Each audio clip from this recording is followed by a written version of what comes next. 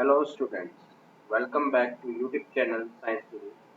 Science guru के अंदर जो हमारा आज का वीडियो है, it is for the students of ET and our first chapter of biology, that is fundamental unit of life, that is cell. So let's start this chapter. First one is what is cell? क्या हो cell क्या होता है? सो it is a fundamental unit of life, या हम इसको कहते हैं it is the structural and functional unit of life. अब why they are known as fundamental or you can say functional unit of life, so let's see, because यहाँ पे लिखा हुआ है it is known as structural and functional unit of life because whole body is made up of cell। मतलब आपकी जो body है, it is totally made up of cell, or you can say the smallest particle that exists in your body is cell. So it is known as functional and structural unit of life. And why it is known as fundamental unit of life? Then its answer is it is known as fundamental unit of life because all functions regulate inside the cell। मतलब आपकी body के जितने भी functions हैं that are performed by the cell, so that's why they are called fundamental, that is basic unit of life. Next one is जो organisms हैं। अब जब ऑर्गेनिजम्स हैं, these are of two types। First one is unicellular organisms और एक होते हैं multicellular organism. As the name suggest the respective meaning of this type of organism, that is uni का मतलब एक, so the organism that contain only a single cell are called unicellular organisms, whereas organism which contains many cells are called multi मतलब many multicellular organisms। For example जो unicellular की example है वो है amoeba, bacteria and paramecium. And what are the example of multicellular? Multicellular में human beings, plants and animals, because they have more than one cell to perform different functions। for example हमारी जो eyes है, eyes के अंदर जो cells हैं that are responsible for that make us able to see, जो ears के अंदर उसे हम सुन सकते हैं। so every different organ had a different type of cells to perform different functions, but there are some organisms like amoeba, bacteria जिनके अंदर सिर्फ एक ही उनके पास सेल होता है, और उससे सारे जितने भी हमारे अंदर रेस्पिरेशन, एक्सक्रीशन, ये जो भी मेथड्स होते हैं हमारे अंदर जो कुछ भी होता है, all the functions are controlled by a single cell, that's why they are called unicellular organisms।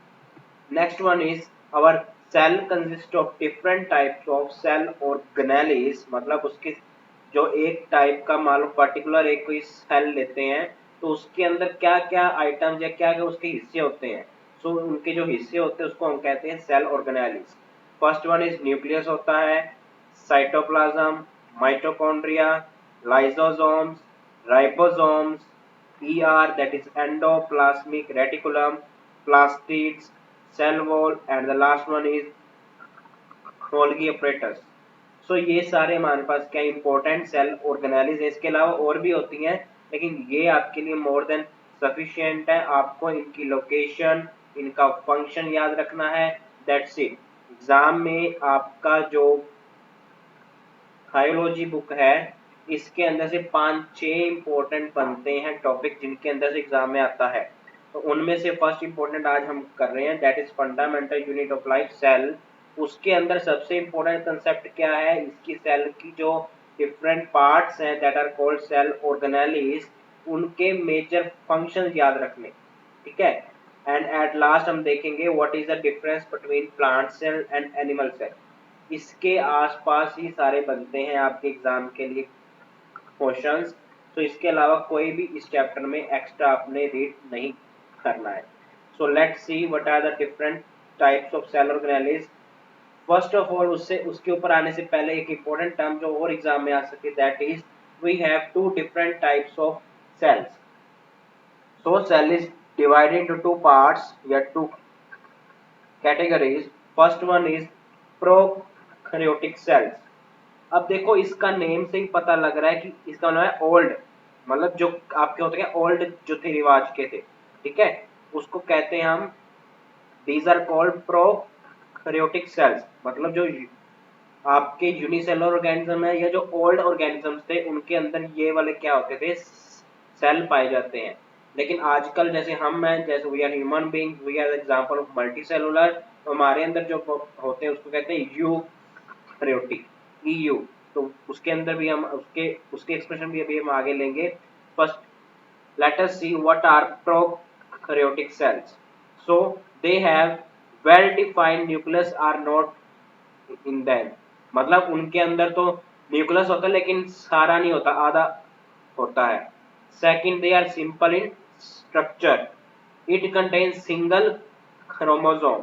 Nucleus absent भी हो सकता है, अगर होगा तो वो क्या होगा, आधा होगा। और इनके जो साइज ऑफ सेल होता है वो क्या होता है, काफी लेस होता है। फॉर एग्जाम्पल 1 to 10 माइक्रोमीटर, मतलब 10⁻⁻⁶ की जो आपकी इनकी क्या होती है, रेंज होती है, मतलब इतने ज्यादा वो ये क्या होते हैं, स्मॉल होते हैं। सो सिंपल सी बात, अगर ये इतनी ज्यादा स्मॉल है तो they are also found in small organisms. So ऐसे सेल जो क्या है, काफी ओल्ड हैं आपके पास, जिनके अंदर जो न्यूक्लियस है वो एब्सेंट या आपका क्या होता है, नॉट वेल डिफाइंड होता है। उनके पास उनकी जो स्ट्रक्चर है वो सिंपल होती है। ऐसे टाइप के जो सेल्स होते हैं उनको हम कहते हैं प्रोकैरियोटिक सेल्स, और इन सेल्स का साइज क्या होता है, लेस होता है। सेकंड होते हैं आपके पास यूकैरियोटिक सेल्स, इंपॉर्टेंट है ये। इनके पास काफी, they have nucleus and it is well defined, मतलब जो न्यूक्लियस के हिस्से होते हैं वो भी इसके अंदर हमें मिलते हैं। This are complex in structure, like आपकी जो हम ह्यूमन बींग्स हैं, हमारी जो स्ट्रक्चर है वो क्या है, it is very complicated, because हर एक फंक्शन के लिए अलग अलग सेल्स हैं, टिश्यूज हैं, ऑर्गन्स हैं, तो उनको सबको इकट्ठा रखना थोड़ा सा हमें क्या लगता है, it is very complicated. Second thing क्या है, it contain more than one chromosome, इसीलिए हमारा आईज, ईयर, नोज वगैरह सबके फंक्शंस क्या है, अलग अलग है, because we have different type of genes. और इसके अंदर अगेन न्यूक्लियस होता है and they are generally large, 5 to 100 mu, मतलब वो थे 1 से लेके 10 माइक्रोमीटर तक, और ये है 5 से लेके 100 माइक्रोमीटर तक, मतलब इसके अंदर प्लांट्स, एनिमल्स और ह्यूमन बींग्स आते हैं। ठीक है, तो ये आपका इंपॉर्टेंट कंसेप्ट है।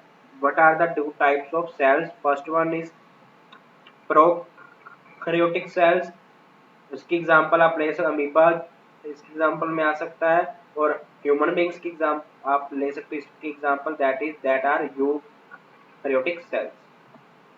Next one is what are the different shapes of the cells. So जो जितने भी आपके पास आरबीसी, डब्ल्यूबीसी या जितने भी सिंपल सिंपल जो आपको ऐसे टाइप के cells that are known to you, they all are different in shape.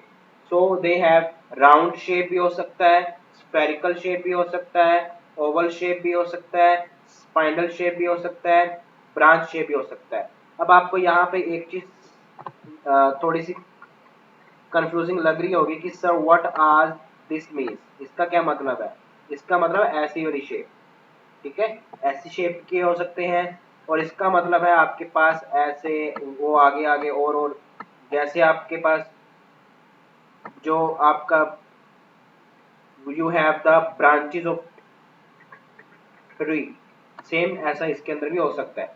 Next is, अब हमारे आज के इंपॉर्टेंट टॉपिक के ऊपर, that are cell organelles. First one is nucleus. It is very important organelle of the cell as it regulates all the activity of the cell. So what is the major function of nucleus?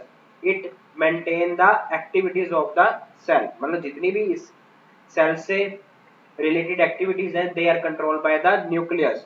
Like you have seen कि जब हम when we read about computer, तो उसके अंदर हम क्या कहते हैं, उसका हार्ट क्या होता है, सीपीयू, मतलब सारे फंक्शन किसके अकॉर्डिंग होते हैं, सीपीयू के अकॉर्डिंग होते हैं। सेम इन द वे जो भी एक किसी भी टाइप का अगर कोई भी सेल होता है तो उसके जो फंक्शंस हैं वो कौन एक्टिविटीज हैं वो that are responded by the nucleus. So you can see here the figure of nucleus. Here it is an example of a cell which contain different organelles हैं इसके अंदर, एक ये है, एक ये है, एक ये है, लेकिन जो सबसे अंदर होती है it is also मेन चीज है it is also present at the center of the cell.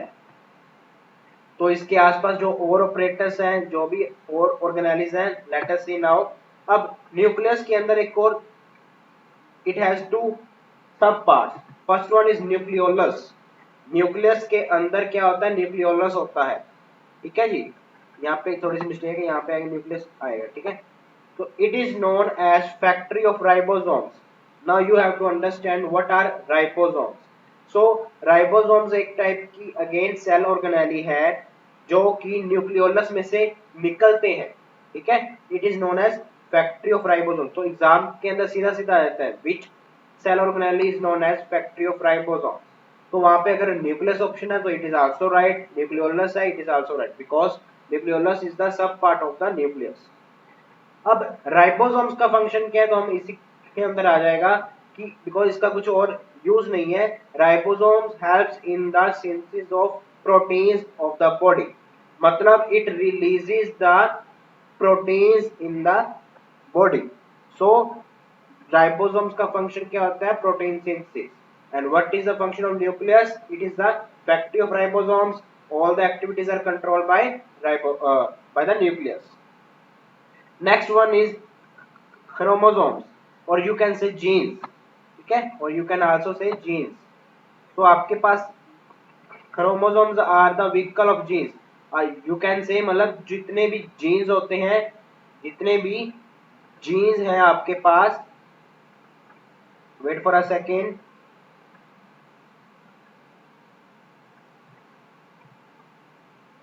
जितनी भी जीन्स होती हैं they are located on the chromosomes. For examples यहाँ पे लिखा है genes are carried by chromosomes, मतलब उनके ऊपर लगे होते. फॉर एग्जांपल आपके पास जो जीन्स होती है वो ऐसी होती हैं. ठीक है, इनके ऊपर ऐसे लगे होते हैं, इधर इसके ऊपर इसके ऊपर इसके ऊपर. तो जिसकी वजह से क्या होती है, हेरिडिटी एंड एवोल्यूशन होता है. ठीक है, हमारे जो characteristics हैं that are similar to our next generation, जो हमारी ऊपर वाली थी that is our mom and dad. ठीक है, उनसे हमें वो क्या लगते हैं, कुछ कुछ हमारी जो फिगर है या हमारे जो भी अंदर हमारा बॉडी का स्ट्रक्चर है that is similar to them because of the genes. ठीक है, so genes are located on the chromosomes. And where it is located in the nucleus. So genes का function क्या है, genes express our characteristics like how much you are intelligent, आपकी health है कैसी, your height, okay, your eyes, सब कुछ सारा क्या करते हैं, that is dependent on the genes. So here is a figure of, ये देखो नीचे वाली figure it represent the chromosomes और जो ऊपर वाली है it is nucleolus. Okay ji. So let's see the next concept, that is endoplasmic reticulum. It is located around the nucleus of the cell. जो आपकी ईयर होती है that is endoplasmic reticulum, ये न्यूक्लियस के आसपास होती है. They are large network like structure. और ये क्या होती हैं, काफी आपस में क्या होती है, ऐसे ऐसे होती हैं. You can see the figure in the next one. It looks like long tubules or round or oblong. तो ये किसी भी हो सकती हैं because and ER is of two type. एक होती है RER that is rough endoplasmic reticulum and the other one is SER that is smooth endoplasmic reticulum. अब आपको इतना इसका अलग अलग का फंक्शन याद नहीं करना है, आपको इसका सीधा सीधा रख सकते हो. What is the major function of ER? So first function is it helps in the detoxification of poisonous material. मतलब जितने भी हार्मफुल मटेरियल इनटेक हो जाते हैं सेल में, जब वो आते हैं तो उसका ये जो होता है उसका जो असर होता है ये इसको करता है, रोक देता है. And exchange of material, it also helps in the exchange of materials like liquid solid, जो भी आपका सेल्स के अंदर आता है और जो बाहर निकलता है, that is maintain by the ER. Now function of R क्या है? आर का फंक्शन इंपॉर्टेंट है because it is the site of protein synthesis. अब अगर इसमें से प्रोटीन्स निकलते हैं मतलब इसके ऊपर क्या होंगे? राइबोसोम्स भी होंगे, इसीलिए इसका जो सरफेस है it is rough, that's why it is called RER, rough endoplasmic reticulum. RER का इंपॉर्टेंट फंक्शन क्या है? It releases the proteins, that is it contains ribosomes only. अगर इसके ऊपर राइबोसोम्स लगे होंगे तो इसका जो सरफेस है दैट इज बिकम रफ, इसलिए इसको बोलते हैं rough endoplasmic reticulum. Here you can see the example, ये हमेशा होती कहां पे? न्यूक्लियस के आसपास होती है, बिल्कुल ठीक है। It is RER। Next is nuclear membrane. As the name suggest, the membrane around the nucleus, मतलब न्यूक्लियस की जो अपनी आसपास की मेम्ब्रेन होती है that separates the nucleus from the entire cell is called nuclear membrane. It is the outermost layer of nucleus. अब देखो जितनी भी आपकी outermost layers होंगी that help in the exchange of material, obvious सी बात है। और इसके अंदर क्या होता है? It contain chromosomes, इसके ऊपर भी लगे होते हैं, क्या लगे होते हैं? जीन्स वगैरह लगे होते हैं। Here you can see, ये आपका क्या था? न्यूक्लियस था, ठीक है। और ये जो आसपास में ये आपकी है इधर लगी ऑरेंज रंग की, it is called nuclear membrane. Okay, now let us see what are the other cell organelles that are after the या outside the nucleus. First one important one is Golgi apparatus, because इसका ये नाम क्यों रखा? because एक scientist है that his name is Camillo Golgi, उन्होंने अपने नेम के ऊपर इसका नेम रख दिया, that is Golgi apparatus. It is located in the nerve cell as well as in every part of the cell, मतलब ये जो भी टाइप का सेल होगा उसके अंदर ये होंगी। They are in a parallel way, मतलब ये आपस में क्या होती है? These are parallel to each other. Also it consists of system of membrane bound vesicles arranged approximate parallel to each other. आपको इतना नहीं रखना याद, आपको सिर्फ इसका क्या याद करना है? ये चीज। The main functions of Golgi apparatus is storage, modification and packing of vesicles, ठीक है। मतलब यहाँ पे जो भी substances निकलेंगे, now what are vesicles? Vesicles are the round shape cell organelles which are released from lysosomes, so it is also helps in synthesis of lysosomes. okay, ये आपके पास देखो आपस में ये क्या है? आपस में these are parallel to each other, ठीक है। अब इसका मेन फंक्शन क्या? ये क्या करता है? इट मेन फंक्शन इसका क्या है? जो भी सब्सटेंसेस या आपके जो लाइसोसोम से वेसिकल निकलते हैं उनको ये क्या करता है? It stores them, modify them और उसको क्या करते हैं? इकट्ठा रखता है। Next is lysosomes. अब क्या होते हैं?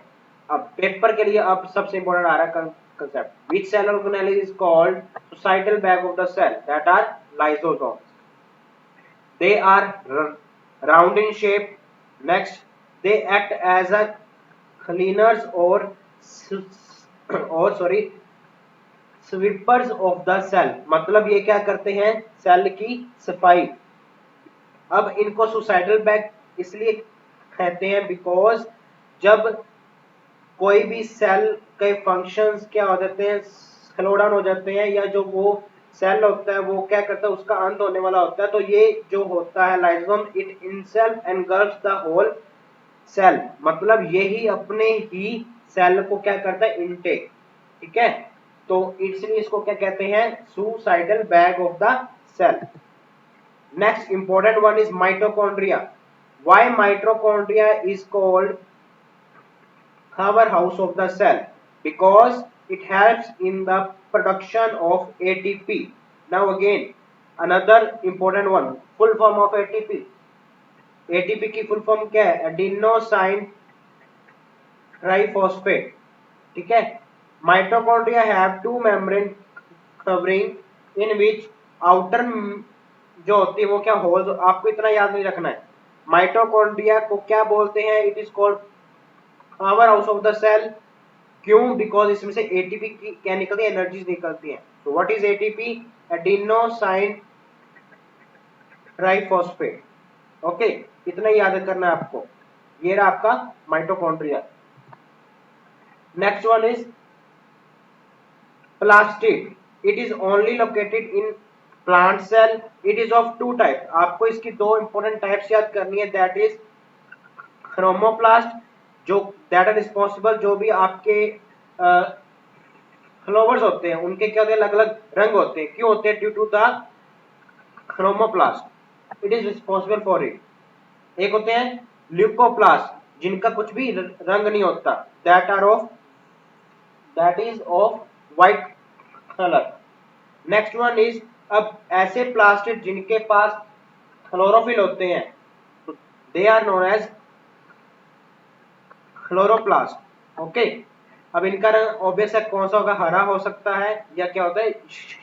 येलो रंग होता है। Next, what are the functions of this plastid, या बोल सकते हो chloroplast are called the kitchen of the cell because it helps in the synthesis of food by the process of photosynthesis. Okay, बाकी कुछ important नहीं, इतना याद रखना आपको। Next is vacuoles. Vacuoles are the storage spaces for the solid और liquid material. मतलब जितना भी सॉलिड मटेरियल या लिक्विड मटेरियल जो आपने इसमें रखना होता है, तो वो दैट इज वो रखता कौन है? वो रखता है वैक्यूल। दे आर स्मॉल और एब्सेंट इन एनिमल सेल। अब ये एनिमल जो सेल होता है उसमें नहीं होता, but it is present in the vacuoles and they are large in size. Okay, last में अब जो दो इंपॉर्टेंट बची हैं, that is cell wall, the outer most layer beyond the plasma membrane. मतलब एक और होती है wall, that is called plasma membrane, और you can say cell membrane. उसके भी जो आउटसाइड होती है उसको बोलते हैं हम सेल वॉल। अब आपको ये क्या याद करना है? It is only located in the plant cells, it is absent in the animal cell. Last thing, it is made up of cellulose. Important thing, cell wall is made up of dash, cellulose की होती है ये। Here you can see, जो आसपास में इसके है आपके हरी हरी सी, ये क्या है? सेल वॉल है। और उसके अंदर जो ऑरेंज वाली आउटर मोस्ट लेयर है, that is called cell membrane, और you can say plasma membrane. So it is the outer most covering of the cell that separate the cell from the environment.